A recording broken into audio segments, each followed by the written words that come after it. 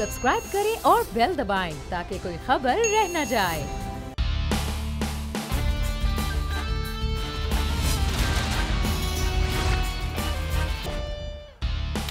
अस्सलाम वालेकुम नाज़रीन, प्रोग्राम द स्पेशल रिपोर्ट के साथ मैं हूं मोहम्मद कामरान। गुज़श्ता रोज पाकिस्तानी पॉलिटिक्स के अंदर एक बड़ी पेशरफ्त हुई जब एक बड़ा ग्रुप सामने आया पाकिस्तान तहरीक इंसाफ का, और इशाया दिया गया जहांगीर तरीन के घर में, जहां पर 32 MPAs और 8 MNAs ने इस बात का हलफ दिया जहांगीर तरीन साहब को कि वो उनका हर सूरत में साथ देंगे। इसके बाद वजीर ख़ारजा शाह महमूद कुरैशी का बयान भी सामने आया जिसमें उनका कहना था कि पार्टी पॉलिसी की खिलाफ वर्जी करने वालों की रुकनीत भी मुतासर हो सकती है। आज की अगर बात की जाए तो वजीर दाखिला शेख रशीद का इस हवाले से कहना था कि कोई तहरीक अदम एतमाद नहीं आ रही है, हुकूमत को कोई खतरा नहीं है, वजीर आज़म को कोई खतरा नहीं है। और इस सारी सूरत हाल के बाद वजीर आला पंजाब सरदार उस्मान बुज़दार भी इस ग्रुप को मनाने के लिए सरगर्म हो गए जब पता चला कि इनके पाकिस्तान मुस्लिम लीग नून से भी राबतों के हवाले से खबरें आ रही हैं। और अब जो ताज़ा तरीन यह है कि जहांगीर तरीन ग्रुप से मुलाकात के लिए राब्ता किया गया है वज़ीर आला हाउस की जानिब से, और इस राब्ते की राजा रियाज साहब ने तस्दीक भी कर दी है। अब ये जो राब्ता हुआ है इसके बाद आगे की सूरत हाल क्या बनती है, इस हवाले से आज के प्रोग्राम में बात करेंगे। मेरे साथ मौजूद हैं एडिटर इन चीफ हैं बोल्ड न्यूज़ के नज़ीर लगारी साहब। बहुत शुक्रिया लगारी साहब, आपके वक्त का पाकिस्तान तहरीक इंसाफ की नुमाइंदगी करेंगे। नदीम कुरैशी साहब, बहुत शुक्रिया नदीम साहब आपके वक्त का, जबकि पाकिस्तान मुस्लिम लीग नून के रहनुमा आसिफ बाजवा भी कुछ ही देर में हमें ज्वाइन कर लेंगे। नदीम साहब, आपसे गुफ्तगू का आगाज करना चाहूँगा। जो कुछ हो रहा है इस वक्त पाकिस्तानी पॉलिटिक्स में, पाकिस्तान तहरीक इंसाफ इससे परेशान है? बिस्मिल्लाहिर्रहमानिर्रहीम। देखिए, पाकिस्तान तहरीक इंसाफ चूंकि स्टेटस को के खिलाफ शुरू दिन से एक स्ट्रगल में रही और पिछले 2.5 साल में भी बहुत सारे चैलेंजेस का सामना करना पड़ा। मैं समझता हूँ हर आने वाला दिन ना सिर्फ पाकिस्तान तहरीक इंसाफ की लीडरशिप बल्कि पाकिस्तान तहरीक इंसाफ का एक आम वर्कर, पाकिस्तान तहरीक इंसाफ की वो स्ट्रीट पावर जिसने पाकिस्तान तहरीक इंसाफ को आज पाकिस्तान के 2 बड़े सूबों में, मरकज में और अवाने बाला में अक्सरियत दिलवाई, मजबूत से मजबूत तर होते चले गए। वजह यह है कि जब चैलेंजेस इंसान को आते हैं वो चैलेंजेस ही साबित करते हैं कि किस शख्स के आसाब कितने मजबूत हैं, वो किस तरह से इन चैलेंजेस को फेस कर सकता है। ऐसा कतई मुमकिन नहीं है कि एक स्पेसिफिक माइंड सेट किसी जगह पे सेटल्ड हो और उसके अगेंस्ट द विंड आपको काम करना पड़े। मैं समझता हूँ पाकिस्तान तहरीक इंसाफ ने हर उस चैलेंज का मुकाबला बड़े तदब्बुर से किया, तहम्मुल से किया, और एक बदलता पाकिस्तान आपके सामने, मेरे सामने, कि जहां ताकतवर लोग जो गवर्नमेंट के बड़े अहम हुकूमती ओहदों पर फाइज किसी भी इल्जाम की सूरत में अपने ओहदों से अलग हुए। यहां तो माजी में ये होता रहा कि जब भी किसी ताकतवर शख्स पर कोई इल्जाम लगा तो उसने हुकूमती तो अब नदीम साहब, जहांगीर तरीन पर भी इल्जाम है और कहा यही जा रहा है उन्हीं इल्जामात की वजह से ये प्रेशर ग्रुप सामने आया है। तो क्या हुकूमत अब क्या प्रेशर में आ जाएगी अगर इस तरह की बातें की जाती हैं कि बजट में साथ नहीं दिया जाएगा इस ग्रुप की जानिब से, या फिर तहरीक अदम एतमाद के हवाले से बातें की जाती हैं, नून लीग से के राब्तों के हवाले से बातें सामने आती हैं, तो क्या इसके प्रेशर में अब हुकूमत आ जाएगी? देखिए, हुकूमत ने अपने प्राइम मिनिस्टर इमरान खान साहब का एटीट्यूड, उनकी बॉडी लैंग्वेज, पाकिस्तान तहरीक इंसाफ की तरफ से इस सारे मामले पर जितनी भी गुफ्तगू हुई, एक ही चीज पे उस पे एक ही चीज का इजहार किया गया कि किसी भी सूरत Pakistan Tehreek Insaf rule of law के अगेंस्ट नहीं जाएगी। जिस कॉज के लिए 22 साल 25 साल स्ट्रगल की गई, कैसे मुमकिन है कि उस पर समझौता कर लिया जाए, उन उसूलों से हट जाया जाए, उन उसूलों से इनहराफ किया जाए और ये साबित किया जाए कि जी हम भी उन्हीं लोगों की तरह हैं जो अपने तहफ्फुज़ से ताकतवर लोगों को, उनके जराइम को, हालांकि मैं समझता हूँ तरीन साहब का मैटर बिल्कुल डिफरेंट है, ये अभी अंडर इन्वेस्टिगेशन है, सारी चीजें बाद में साबित होनी है, लेकिन वक्त से पहले हम प्री मैच्योर कोई बात नहीं कर सकते। लेकिन गवर्नमेंट ने ना सिर्फ इदारों से डिस्टेंस किया, इदारों पे जो पॉलिटिकल इन्फ्लुएंस माजी में रहा जिसकी वजह से बहुत सारे फैसले ताकतवर लोगों के खिलाफ नहीं आते थे और लोग कहते थे जी फलां शख्स इतनी देर गिरफ्तार रहा, फलां शख्स के खिलाफ इतनी कार्रवाई हुई, क्या फैसला आया। यही वजूहात हुआ करती थी कि हुकूमतें इदारों की, इंस्टीट्यूट्स की अमलदारी में दखल अंदाजी करके डिसीजन होने ही नहीं देती थी मेरिट पे। तो मैं समझता हूँ पाकिस्तान में एक नया पाकिस्तान है। ठीक, मतलब आप समझते हैं कि अब मेरिट पे जरूर डिसीजन आएगा, जो भी हुआ चाहे वो जहांगीर तरीन के खिलाफ हो, लेकिन डिसीजन जो होगा वो मेरिट पे जरूर आएगा। हमारे साथ ही मौजूद रहिएगा। लगारी साहब, हमारे सामने एक ग्रुप आता है और जहांगीर तरीन साहब होते हैं, 32 MPs होते हैं, 8 MNAs होते हैं, ये तो सामने है। इनके पीछे भी क्या कोई कुव्वत है? कुव्वत उनकी अपनी कुव्वत है कि उनके पास अरकान असम्बली हैं, कौमी असम्बली के अरकान हैं, सूबाई असम्बली के अरकान हैं, और वो उनका ये इस्तदलाल है कि जी हमारे ख़िलाफ़ तो केस बनता ही नहीं है और FIA का तो इस सिलसिले में कुछ ताल्लुक़ ही नहीं है। और फिर ये कि और लोगों के नाम भी थे। जब ये रिपोर्ट सामने आई थी तो हमने बड़े बड़े लोगों के नाम सुने थे। अब ये बन गया है, एक पार्लिमानी ग्रुप बन गया है जहांगीर तरीन साहब का सूबाई असम्बली में, और सईद अकबर नवानी साहब जो हैं वो उसके पार्लिमानी लीडर के तौर पर सामने आए हैं। और कौमी असम्बली में भी अगरचे पार्लिमानी ग्रुप बना है, लेकिन उन्होंने लीडर के बारे में शायद ज़्यादा वो नहीं किया। मेरा ख्याल है कि राजा रियाज़ी उसकी सरबराही करेंगे। लेकिन मुझे एक और बात नज़र आ रही है, वो ये है कि अब रिवाइवल होगा। मुझे नदीम कुरैशी साहब मेरे बहुत ही अजीज़ दोस्त हैं, बहुत मेहरबान हैं। मुझे ये लग रहा है कि आने वाले दिनों में ये जो एक सराइकी सूबा महाज बना था और उसने फिर अपना इंज़माम किया था PTI के साथ, वो शायद अपना रिवाइवल करेगा और असर ग्रुप भी शायद टूट कर जा सकता है इधर, क्योंकि उस ग्रुप की भी आपस में ये बातें हो रही हैं कि जनाब अब ग्रुप की सूरत में हमें अपनी बात नहीं मनवाई गई और हमारे सूबे के सिलसिले में पेशरफ्त नहीं की गई और ये बिल नहीं लाया गया वगैरह वगैरह। उनकी सारी जो कुछ भी है वो इस पर भी गौर कर रहे हैं, आपस में राब्ते भी कर रहे हैं, कुछ हमारी इस तरह की इतलात भी हैं। तो क्या एक और ग्रुप बन सकता है या बन रहा है या बनने जा रहा है? एक सूरत हाल ये भी पैदा हो रही है। दूसरी सूरत हाल ये है कि अब ऐसी कोई पोजीशन नहीं है कि अगर मौजूदा हुकूमत बरकरार रहनी है तो इस सूरत हाल में बाकी रहेगी। हो सकता है कि ये जितने भी गैर सरकारी सहूलतकार या कुछ और मिल मिलाकर बजट तक इस हुकूमत को ले जाने की कोशिश करें, लेकिन बजट के बाद होगा क्या? असल बात है कि 30 जून के बाद क्या होगा? मुझे लगता है 2 चीज़ें हो सकती हैं, या सूबों में तब्दीली, या उसके अलावा ये भी हो सकता है कि इमरान खान जो है वो असम्बली को और सूबाई वज़राए आला, अगर वो वहाँ रहे वज़राए आला, उनके ख़िलाफ़ अगर वोट ऑफ नो कॉन्फिडेंस पेश ना हो गया तो वो भी अपनी अपनी असम्बलियों को डिज़ोल्व कर सकते हैं। ये एक मेरा ख्याल है कि ये इस ऑप्शन की तरफ ये, लेकिन 30 जून के बाद ही इस सूरत हाल को ले जाया जाएगा। उससे पहले एक और नई डेवलपमेंट ये है कि अगले हफ्ते चौधरी निसार साहब 3 साल के बाद अपना हल उठाने के लिए पंजाब असम्बली में आ रहे हैं। तो बहुत बड़ी मेगा डेवलपमेंट्स हो रही हैं। बिल्कुल, ये बड़ा इंपॉर्टेंट है। इस हवाले से ज़रूर आपसे सवाल करूंगा कि वो इस करंट सूरत हाल में क्या कुछ रोल प्ले कर सकते हैं। मेरे साथ आसिफ बाजवा साहब भी मौजूद हैं। बहुत शुक्रिया आसिफ साहब आपके वक्त का। आसिफ साहब, इस ग्रुप का क्या पाकिस्तान मुस्लिम लीग नून से राब्ता हुआ है? और अगर राब्ता करता है ये ग्रुप और अदम एतमाद की बात करता है वज़ीर आला पंजाब के हवाले से, तो क्या पाकिस्तान मुस्लिम लीग नून इंटरेस्टेड होगी?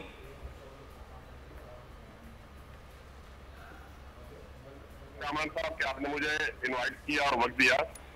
गुजारिश ये है कि पाकिस्तान मुस्लिम लीग नून इन जहांगीर तरीन साहब के ग्रुप से या इनके फॉरवर्ड ब्लॉक से या इन लोगों से किसी किस्म की कोई अंडरस्टैंडिंग नहीं है, और ना ही हम ये समझते हैं कि हमें किसी के साथ अंडरस्टैंडिंग करने की जरूरत है।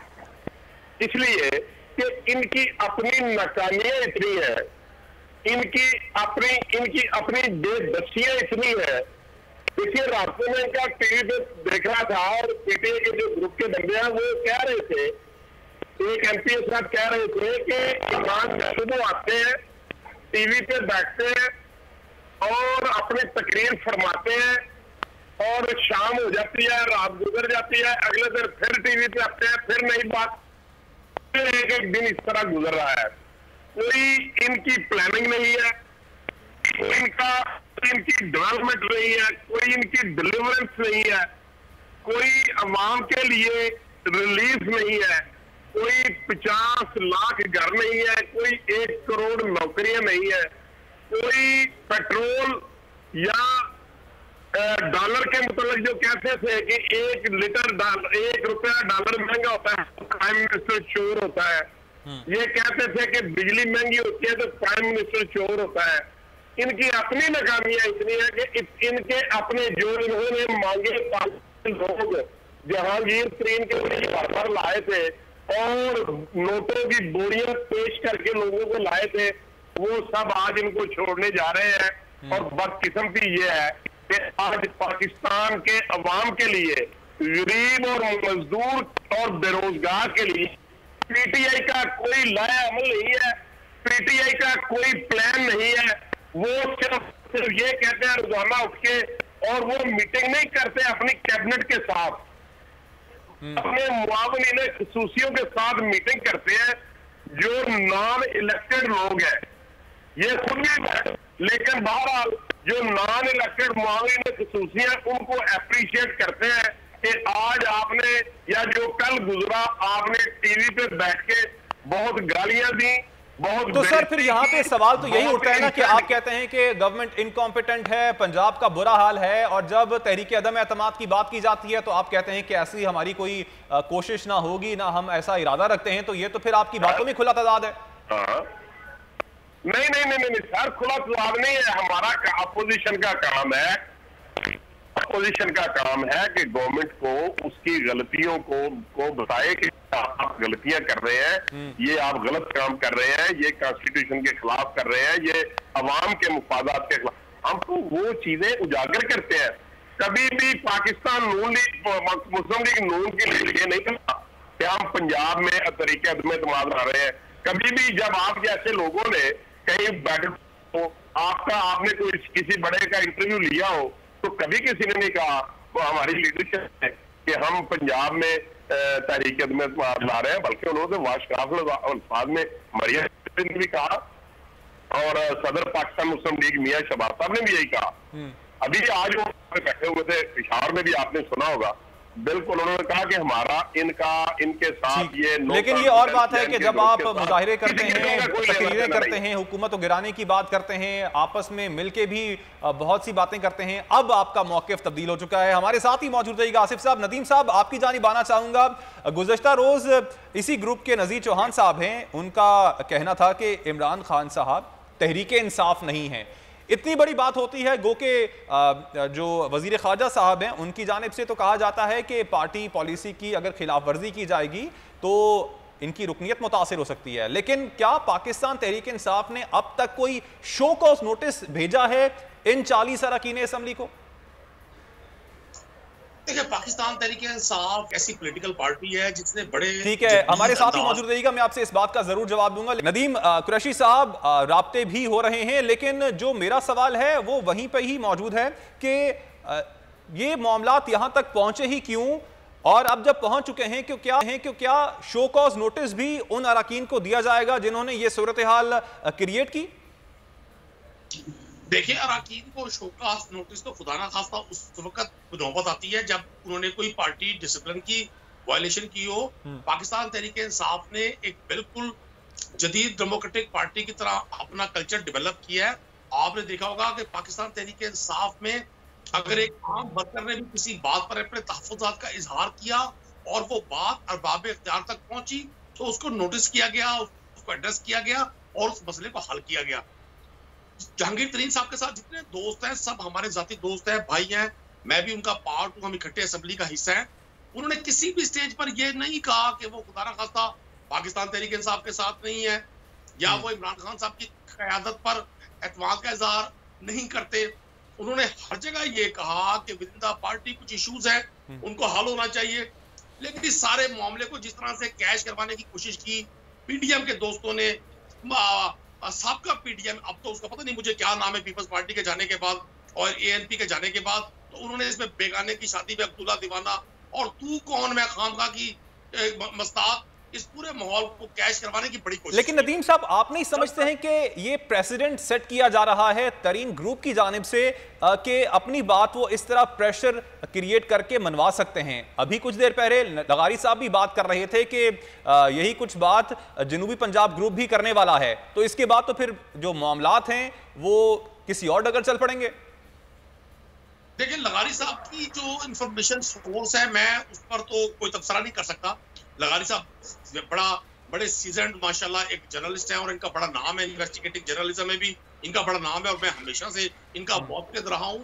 लेकिन ये बाज़ औक़ात ऐसी खबरों को ज्यादा डिस्कस करते हैं जो पाकिस्तान तहरीके इंसाफ के हवाले से किसी तरह भी नेगेटिव हो। मैं पार्ट ऑफ द असेंबली हूँ और सब दोस्तों के साथ राब्ते में हूँ। मैं आपको एक चीज अर्ज कर दूं, हमने देखना यह है कि सारे माहौल नदीम साहब, क्या ये प्रेसिडेंट सही सेट किया जा रहा है? आप इसको दुरुस्त समझते हैं कि कोई अगर आपको अपनी बात मनवानी है, इसी तरह का ग्रुप आपकी पार्टी में से सामने आ जाए और उसको कोई शो कॉज भी नहीं दिया जाए और बाद में उनकी बात मान ली जाए क्योंकि प्रेशर बहुत क्रिएट हो जाता है?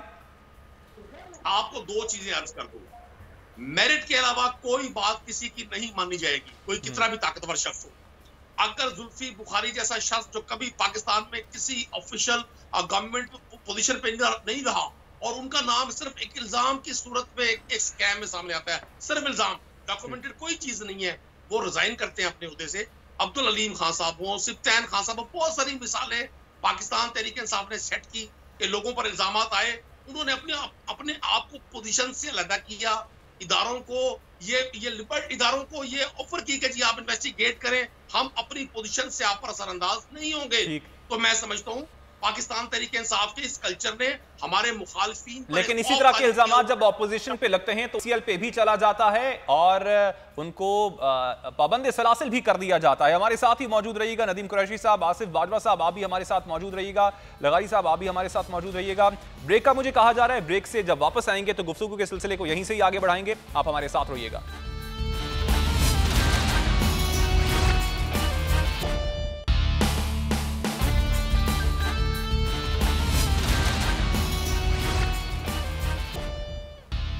प्रोग्राम द स्पेशल रिपोर्ट में एक बार फिर खुशामदीद। नज़ीर लगारी साहब, आसिफ बाजवा साहब, नदीम कुरैशी साहब हमारे साथ मौजूद हैं। लगारी साहब, इससे पहले हम बात कर रहे थे चौधरी निसार के हलफ उठाने के हवाले से। 3 साल बाद वो हलफ उठाने जा रहे हैं। मौजूदा सूरत हाल में इस हलफ बर्दारी को कैसे देखते हैं? क्या वज़ीर आला का कंटेंडर देखते हैं आप? नहीं, मैं ऐसा नहीं देख रहा हूँ।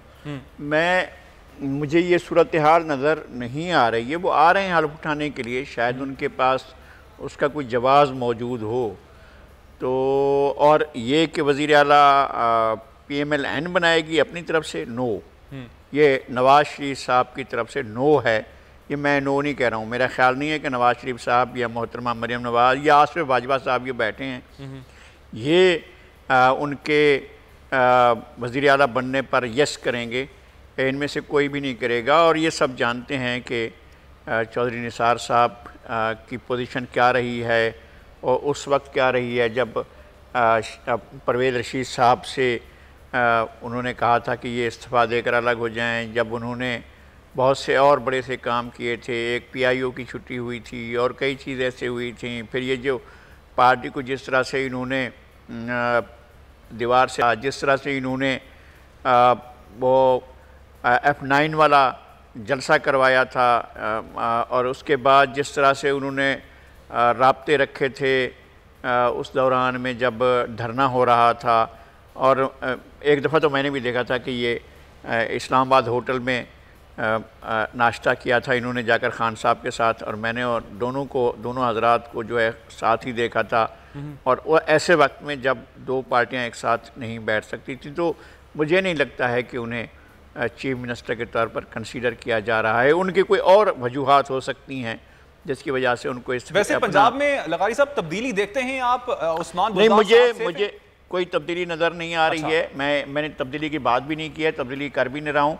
मुझे सिर्फ एक ज़्यादा जो चीज़ें नज़र आ रही हैं वो भी इसलिए कि PML ने एक स्टैंड ले लिया है, उस वजह से ये मैंने पहले भी कहा था, गुफ्तगू के पहले से मैंने कहा था कि ये जून तक जो है ये मामला इसी तरह चलाया जाएगा ताकि ये बजट पास हो जाए और उसके बाद ये हुकूमत जो है गिराने की ज़रूरत नहीं पड़ेगी। इसके ऊपर बोझ इतना पड़ा हुआ बेचारी खुद गिर जाएगी। मैं मानसिक मेरे दिल में ऐसा है नहीं कि वो 5 साल पूरे ना करें, मेरे दिल में बिल्कुल ऐसी बात नहीं है, लेकिन बोझ इतना पड़ चुका है इनके ऊपर कि ये गिर पड़ेंगे।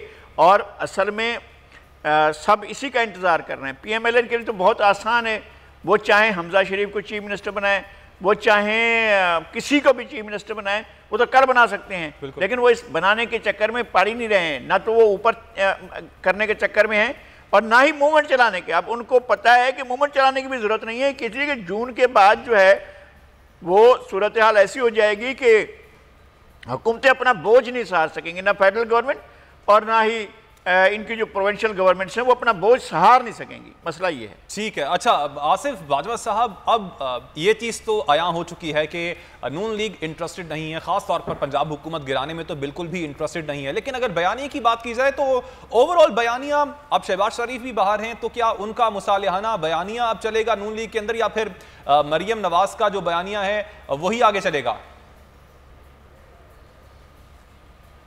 बात यह है कि जो बात आपने बयानिया की किसी का कोई बयानिया नहीं है।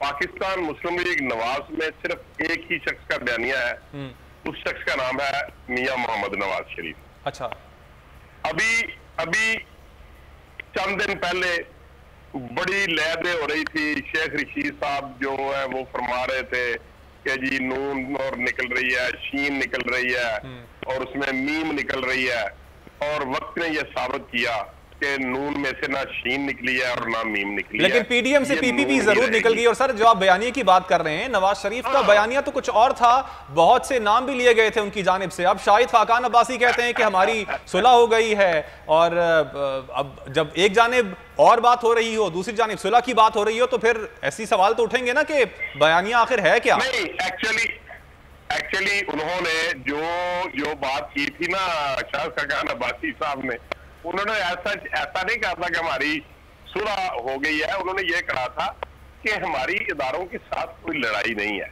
अच्छा, ये बात उन्होंने की थी। तो नवाज शरीफ साहब तो कहते हैं, मरियम नवाज साहिबा भी कहती हैं कि हमारी लड़ाई इमरान खान से है ही नहीं। वो तो कहते हैं कि हमारी लड़ाई इदारों के साथ है। देखें, नहीं, इदारों की बात नहीं की थी देखे मियां नवाज शरीफ साहब की अगर आपने तकरीर सुनी होगी ना सर, तो उसमें भी किसी शख्स का नाम लिया था उन्होंने, किसी इंस्टीट्यूशन का नाम नहीं था लिया। बड़ी काबिल गौर बात है, और मैं ये समझता हूं कि कामरान साहब आप बड़े समझदार आदमी हैं, आपको समझाने की जरूरत नहीं है। फर्द का नाम लेना और बात है और इंस्टीट्यूशन का नाम लेना और बात है। लेकिन मरियम नवाज साहिबा ने ये जरूर एक जलसे में कहा था कि हमारी लड़ाई इमरान खान के साथ नहीं है, इदारे के साथ ही लड़ाई है। चले ये समटाइम्स ऐसे अल्फाज निकल सकते हैं। अच्छा, कहा होगा, मैं क्योंकि अगर आपने ये बात किया तो यकीनन आपके पास उसकी कोई फुटेज होगी, कोई उसकी रिकॉर्डिंग होगी, मैं आपकी बात को डिनाई नहीं करता। लेकिन जब आपने देखा कि जब भी इदारे के मुतल्लिक बात हुई, मियां नवाज शरीफ साहब ने कहा कि जो लोग शुहदा हैं, जिन लोगों ने इस मुल्क की सरहदों की हिफाजत की है, जिन लोगों की कुर्बानियां हैं इस कौम के लिए, मैं उनको सलाम पेश करता हूँ। I salute him, I salute. ये उनका बयानिया जो है ना, वो है वोट को इज्जत दो, और उनके बयानियों को दवाम हासिल है। और जो पाकिस्तान मुस्लिम लीग नून का वर्कर है, वो मियां नवाज शरीफ के बयानिए पे मर मिटने को तैयार है। आपने देख लिया, MA-75 में भी देख लिया। चले कराची में जो हुआ तो हुआ, जिस तरीके से भी सारे मामला हो गए, वजीराबाद में भी आपने देख लिया, MA-75 में भी देख लिया, AP में भी इनकी सीट थी जिसको PTI वालों ने कहा कि ये जी हमारी। सर उनको आप इस हुकूमत की परफॉर्मेंस से अटैच कर सकते हैं, शायद आप नवाज शरीफ के बयानिए से उस चीज को अटैच नहीं कर सकते। अदरवाइज अगर बयानिए की ही जंग थी तो 2018 में आप लोग जीत जाते हैं। नहीं, हमारे साथ मौजूद रहिएगा। नदीम कुरैशी साहब, आप वैसे परेशान हैं जब बात की जाती है साबिक वजीर आजम शाहिद खाकान अब्बासी की जानिब से कि अब उनकी इदारों से सुलह हो गई है? असल में ये मैं समझता हूँ इतने कंफ्यूज स्टेटमेंट्स देते हैं। अभी बाजवा साहब ने पहले कुछ और स्टेटमेंट थी, जब आपने एंडोर्स किया तो उन्होंने आपकी बात मान ली। मैं बाजवा साहब से भी रिक्वेस्ट करूंगा बसत एहतराम के ये मरियम नवाज साहब की तमाम तकारीर सुने पिछले 2.5 साल की, और नवाज शरीफ साहब की भी सुने। और मैं तो एक पॉलिटिकल वर्कर हूँ, मुझे भी थोड़ा समझा दें कि कोई शख्स जब किसी इदारे का सरबराह होता है तो वो इदारे की नुमाइंदगी कर रहा होता है। मतलब इन्होंने हर वो तीर अपने तरकश से चलाने की कोशिश की जिससे इनको मतलूबा नताइज हासिल हो सके। जब इन्होंने देखा कि अंगूर खट्टे हैं तो इन्होंने अपनी स्टेटमेंट चेंज करनी शुरू की पिछले कुछ अरसे से। और मैं जहां तक मुझे थोड़ा सा पॉलिटिक्स का एक्सपीरियंस है या कोई बुक्स पढ़ने का या लगानी साहब जैसे सीजन लोगों को सुनने का पढ़ने का इत्तेफाक हुआ, पाकिस्तान में इदारे आज माजी की निस्बत बहुत आजाद है। हर इदारा अपना अपना काम कर रहा है। ये हम पॉलिटिकल लोग होते हैं जो अपने पर्सनल गोल्स के लिए इदारों को कोशिश करते हैं चीजों में इन्वॉल्व करें, उनको इंगेज करें और मतलूबा नताइज हासिल करें। हमें जहां तक परेशानी है, परेशानी सिर्फ एक है कि पाकिस्तान के आम आदमी की हालत बेहतर हो जाए, सिस्टम आगे बढ़े, सिस्टम चले। और आज मैं समझता हूँ जिस वक्त मैं और आप प्रोग्राम कर रहे हैं, हमारे लिए खुशखबरी है अल्हम्दुलिल्लाह। पाकिस्तान के ओवरसीज पाकिस्तानियों की जो फॉरेन रेमिटेंसेस है वो हिस्ट्री में पिछले 10 माह में $24 बिलियन 24 अरब डॉलर पर से एक्सीड कर गई। पाकिस्तान के नेशनल रिजर्व हिस्ट्री की बुलंदतरीन सतह पर पहुंचे हुए हैं। पाकिस्तान में पंजाब में जो 5 मेजर क्रॉप्स हैं उनमें 30 to 50% इंक्रीज हुई है उनकी प्रोडक्शन में, जो कि आम आदमी तक हम ये बात नहीं जाने देते। मतलब ये बहुत बड़ी न्यूज एग्रीकल्चर के हवाले से कि पंजाब में जो मेजर क्रॉप्स हैं वो शुगर केन, मेज, राइस, दीगर 2 क्रॉप्स उनकी जो सर आम आदमी तक बात ये जाए ना जाए, उनका मयारे जिंदगी जब बेहतर हो जाएगा तो खुद ब खुद आपकी ये तमाम बातें वो खुद ही इंडोर्स करेंगे। हमारे साथ ही मौजूद रहिएगा नदीम साहब। लगाई साहब, अब आप क्या समझते हैं आगे जो कुछ हुआ है इस वक्त जहांगीर तरीन ग्रुप की जानिब से, it was just a storm in a tea cup, ये कुछ ज्यादा बड़ा होने नहीं जा रहा है? नहीं, ये ऐसा नहीं था कि कोई बाजीचा अतफाल था जी, बच्चे खेल खेल रहे थे, चलो भाई बादशाह बनते हैं, चलो जी वजीर बनते हैं, चलो जी एक दूसरे के खिलाफ होते हैं, चलो जी एक दूसरे के साथ होते हैं। ऐसा नहीं था, बच्चों का खेल नहीं था। इसको हम सियासत में बाजीचा अतफाल नहीं कह सकते। ये सीरियसली एक डिवीज़न थी और बहुत बड़ी डिवीज़न है और अब भी मौजूद है। और इस डिवीज़न का जो भी चाह रहे थे कि इस डिवीज़न के ज़रिए हुकूमत को घर भेजा जाए और जो अपोजिशन है वो साथ मिलकर साथ दे और हम अपोजिशन ऐसे हुकूमत को रवाना करें, और इस तरह के प्लान पैसे पहले भी आए थे, वो पीछे हट गए हैं। ये बाजवा साहब की जमात ने उस पूरे के पूरे अमल का साथ नहीं दिया। वो देख रहे हैं कि जी बजट के बाद सूरत हाल को, और ये जो बयानिया जिसकी बयाने पर तनकीद होती रही है जनाब मियाँ नवाज शरीफ साहब के बयाने पर, ऐसा ही बयानिया फिर एक और तरफ से आएगा और फिर वो बयानिया यही होगा, बल्कि इससे बढ़कर होगा, इससे ज़्यादा शदीद होगा और इससे ज़्यादा दूसरे अंदाज में होगा, और वो शायद आज के हुक्मरानों की तरफ से होगा। लेकिन ये बयानिया इस तरफ से बनने वाला है और इस तरह के हालात पैदा होने वाले हैं, अगरचे उनका इस वक्त तक कोई अमल दखल नहीं है। ये खुद भी कह रहे हैं हमारे मोहतरम जनाब नदीम कुरैशी साहब के इदारे आज़ाद हैं, वो मुदाखलत नहीं कर रहे हैं और सारे के सारे इदारे ठीक काम कर रहे हैं, वो तो ठीक है। लेकिन ये अपना जनाब जहांगीर तरीन साहब का जो ग्रुप है वो संजीदा ग्रुप बना। ठीक है, पॉइंट आ गया आपका, बहुत शुक्रिया नज़ीर वक्त का, आसिफ बाजवा साहब और नदीम कुरैशी साहब, आपके वक्त का भी बहुत शुक्रिया। और यहाँ पर मुझे नाज़रीन ब्रेक लेनी है, ब्रेक से वापस आएंगे तो कुछ मसले फ़लस्तीन के हवाले से बात करेंगे। आप हमारे साथ रहिएगा।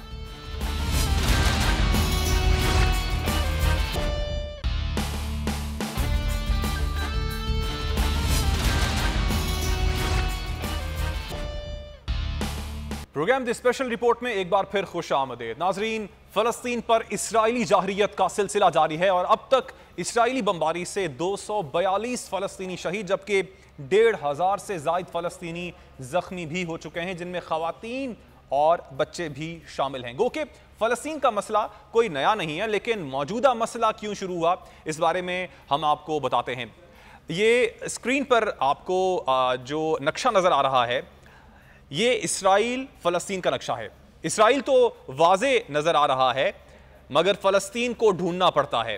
ये जो हाईलाइटेड एरिया है ये वेस्ट बैंक है और ये जो नीचे सब्ज़ रंग की स्ट्रिप आपको नज़र आ रही है इसको गज़ा स्ट्रिप कहते हैं। इस पूरे नक्शे में जो सब्ज़ रंग के एरिया हैं वहाँ फ़लस्तीनी लोग रहते हैं और जो गहरे सब्ज़ रंग हैं वहाँ फ़लस्तीनी हुकूमत का राज है। लेकिन जो वेस्ट बैंक के अंदर गुलाबी रंग का एरिया आपको नज़र आ रहा है वहाँ पर इसराइल का कंट्रोल है और वहाँ पर इसराइली लोग रहते हैं। आपको नक्शा देखकर अजीब लग रहा होगा कि दो मुल्क कैसे साथ साथ रह सकते हैं, 100 अलग अलग टुकड़ों में, वो भी। कोई इंसान अगर चलना शुरू करे तो वो भी सोचेगा कि मैं अभी इसराइल में था और थोड़ा आगे चलेगा तो फ़लस्तीन आ जाएगा, थोड़ा मज़ीद आगे चलेगा तो फिर इसराइल में आ जाएगा वो। तो इस नक्शे के दरमियान में यरूशलेम का शहर है, जिसमें 3 बड़े मज़ाहिब, यहूदी, मुसलमान और क्रिश्चियंस के लिए ये यरूशलेम का एरिया जो है ये बहुत अहमियत का हामिल है। और इसके साथ भी वही हाल है, जो वेस्ट यरूशलेम वाला एरिया है वो इसराइल के अंडर आता है, जबकि जो ईस्ट यरूशलेम वाला एरिया है वहाँ काफ़ी फ़लस्तीनी रहते हैं और बैनुल-अक़वामी कानून के मुताबिक वो फ़लस्तीन का हिस्सा है, लेकिन वहाँ इसराइल ने कब्ज़ा कर रखा है। इसराइल का मानना है कि पूरे का पूरा यरूशलेम शहर उनका है और उनका ही होना चाहिए। पिछले कई सालों से ईस्ट यरूशलेम में फ़लस्तीनियों को इसराइली घरों से जो है बेदखल कर रहे हैं, और दूसरी जानिब हम अगर गज़ा की पट्टी की बात करें तो वहाँ पर हमास का कंट्रोल है, जो कि इसराइल को एक आंख नहीं भाता है। जब भी फ़लस्तीनी अवाम पर जुल्म होता है तो इसी गज़ा की पट्टी से रॉकेटों के ज़रिए फ़लस्तीनियों का दिफा किया जाता है। गज़ा के अंदर अगर इसराइली नहीं रहते और यहाँ सिर्फ फ़लस्तीनी आबाद हैं, गज़ा के चारों तरफ अगर बात की जाए तो ब्लॉकेट लगा हुआ है, एक जानिब इसराइल ने और दूसरी जानिब मिस्र ने गज़ा को ब्लॉक किया हुआ है। इन्हें माशी तौर पर भी बाहर की दुनिया से काटा गया है। यही वजह है कि गज़ा के अंदर बेरोज़गारी बहुत ज़्यादा है, वहाँ पर लोगों को मसाइल का सामना है। ये तो सारी बात मोहल्ले वकू की थी। अब बात करते हैं वहाँ जारी मौजूदा कशीदगी की कि वो कैसे शुरू हुई। ये कहा जा सकता है कि शेख जरा से मौजूदा सूरत हाल का आगाज़ हुआ, जहाँ पर बहुत से फ़लस्तीनी ख़ानदानों को घरों से निकालने का हुक्म दिया गया था, और ईस्ट यरूशलेम में यहूदियों की जानिब से रैलियाँ भी निकाली गई थीं, जिसमें उन्होंने इन्हीं रैलियों के दौरान ईस्ट यरूशलेम के गिरदो नवाह में डेथ टू अरब के नारे लगाए। और जब ये रैलियाँ निकली तो अरब और यहूदी कम्युनिटी के दरमियान टकराव की सूरत हाल पैदा हुई, और इस जलती में तेल का काम किया इसराइली सियासतदानों ने। उन्होंने तकरीरें की कि ये सारा का शहर हमारा है और इसको हम लेकर ही रहेंगे। 7 मई की बात है जब फ़लस्तीनी अवाम ने अपने ही घरों से उनको बेदखल किया गया और इसके ख़िलाफ़ उन्होंने मुजाहरे किए तो इसराइली पुलिस ने उन पर हमला कर दिया। 10 मई को माह रमज़ान की मुक़द्दस रात थी। इसराइल ने मस्जिद अक्सा पर हमला किया और मस्जिद का तकद्दुस पामाल करने के साथ साथ नमाजियों पर जुल्म व बर्बरियत की इंतहा कर दी, जो कि मनाजिर हम सब ने देखे। नमाजियों पर आंसू गैस का इस्तेमाल किया गया और साथ साथ लाठी चार्ज भी किया गया, जिसके नतीजे में दर्जनों अफराद जो हैं वो ज़ख्मी हो गए। इस मस्जिद पर हमले की खबर सुनकर हमास ने वार्निंग जारी की कि इसराइली पुलिस को फौरी तौर पर मस्जिद से निकाल दिया जाए वरना भरपूर जवाबी कार्रवाई की जाएगी। लेकिन कुछ ही घंटों बाद इसराइल ने गज़ा पर भी 130 से ज़ायद हवाई हमले किए। मजहबी मुनाफरत की जलती आग में इसराइल इतना अंधा हो चुका है कि वो फ़लस्तीनियों को इंसान भी समझने से कासिर है। फ़लस्तीनियों के साथ जानवरों से भी बदतर सलूक किया जा रहा है। फ़लस्तीन में जारी मुजाहिरों के दौरान एक शख्स ने हाथ में एक प्लेकार्ड भी उठा रखा था, जिसमें लिखा था कि एक कुत्ते को एनिमल राइट्स के तहत ज़्यादा हुकूक हासिल हैं जितने कि एक फ़लस्तीनी बच्चे को ह्यूमन राइट्स के तहत भी हुकूक हासिल नहीं हैं। और हैरत उन तरक्की याफ्ता ममालिक पर है जो कि अपनी आंखों से ये सब जुल्म सितम देख रहे हैं और सिर्फ माशी ताल्लुकात की बुनियाद पर इसराइल का साथ दे रहे हैं। और हम गैरों से क्या गिला करें, यहाँ पर तो अपने भी मुस्लिम ममालिक मुजरिमाना खामोशी इख्तियार किए गए हैं। बयानात और मजम्मतों के अलावा कोई मुअस्सर हिकमत अमली हमें देखने को नहीं मिलती है। इस सारी सूरत हाल पर बात करेंगे। इस वक्त हमारे साथ मौजूद हैं स्कॉलर हैं आमिर अब्दुल्ला मोहम्मदी साहब। बहुत शुक्रिया आमिर साहब आपके वक्त का। आमिर साहब क्या कहेंगे इस मुजरिमाना खामोशी पर जो कि इस वक्त मुस्लिम उम्मा की जानिब से इख्तियार की गई है? करारदादें अगर मंजूर कर भी ली जाती हैं तो इसका फ़लस्तीनियों को क्या फ़ायदा है?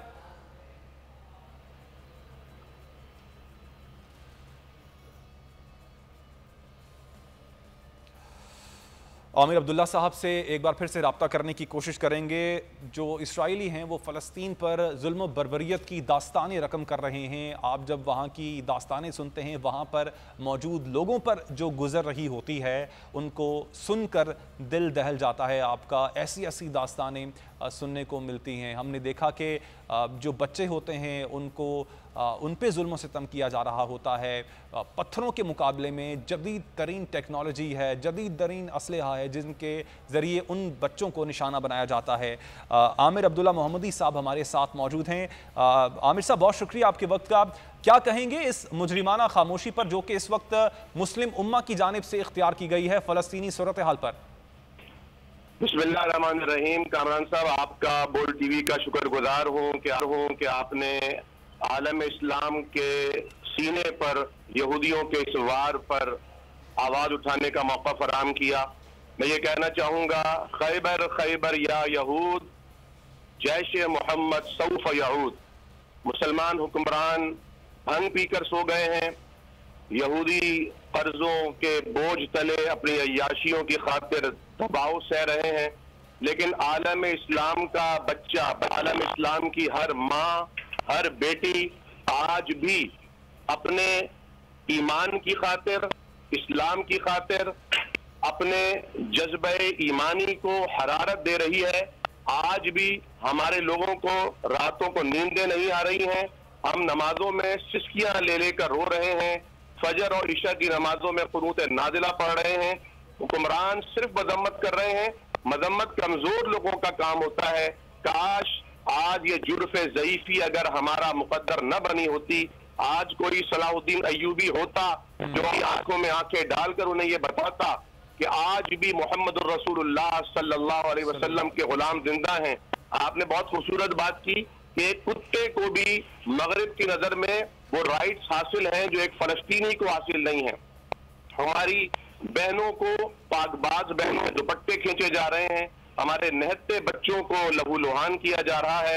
एक एक ताबूत में कई कई लाशें उठाई जा रही हैं। और ये सितम इस वक्त हो रहा है जबकि दुनिया के नक्शे पर 57 के करीब इस्लामी रियासतें मौजूद हैं, एटॉमिक पावर मौजूद है और बड़ी बड़ी भड़के लगाने वाले, बड़ी बड़ी बातें करने वाले मुसलमान हुक्मरान मौजूद हैं। लेकिन अलमिया ये है, अफसोस की बात यह है, हम ये शायद भूल गए कि ये इसराइल नाम का कोई मुल्क आज वजूद नहीं रखता। इस वक्त जो मुल्क है वो फलस्तीन है, जो मकबूजा फलस्तीन है। और मैं आपके जरिए से, बोल के जरिए से पूरी मीडिया इंडस्ट्री को ये पैगाम देना चाहता हूँ, न्यूज एंकर्स को ये गुजारिश करना चाहता हूँ, अपने हुक्मरानों से ये कहना चाहता हूँ कि खुदा के वास्ते इसराइल कहना बंद करो। हमारे तो पासपोर्ट पर लिखा है कि हम इसराइल को नहीं मानते, तस्लीम नहीं करते। कायद आज़म मोहम्मद अली जिन्ना ने फरमाया था कि पाकिस्तान आलम इस्लाम के सीने पर ये इसराइल खंजर की तरह है। तो मैं ये कहना चाहूंगा, इसे मकबूजा फलस्तीन डिक्लेयर किया जाए। इस तरह आपने कहा कि दुनिया के नक्शे पर अब फलस्तीन मिटता जा रहा है। बिल्कुल, इसराइल ने बड़ा वैलिड पॉइंट आपने उठाया कि मकबूजा फलस्तीन लिखा है। बहुत शुक्रिया आमिर अब्दुल्ला साहब, आपने वक्त दिया। नाज़रीन, इसके साथ ही मुझे आज के प्रोग्राम से दीजिएगा इजाजत। अल्लाह ने के बाद।